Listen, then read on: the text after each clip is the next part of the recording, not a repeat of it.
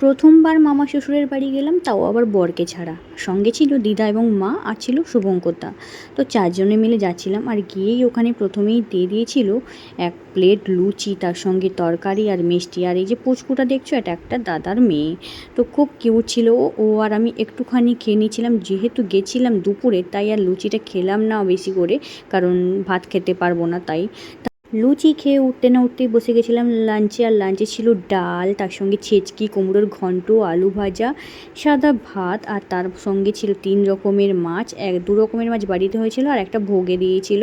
তারপর দেওয়া হয়েছিল চাটনি, আর এখানে বাবু পরিবেশন করছিল। এখানে সবাই মিলে আমরা খেতে বসে গেছিলাম, আর বাড়ির সবাই মিলে এখানে দাঁড়িয়েছিল অনেকে। আর শেষে এই যে চাটনি দিয়ে দিয়েছিল, আর তার সঙ্গে ছিল মিষ্টি আর দই আর পাঁপড়। পায়েসটা আমি নিইনি, পাঁপড় নিয়েছি, কারণ পাঁপড় দিয়ে আমার চাটনি খেতে দারুণ লাগে।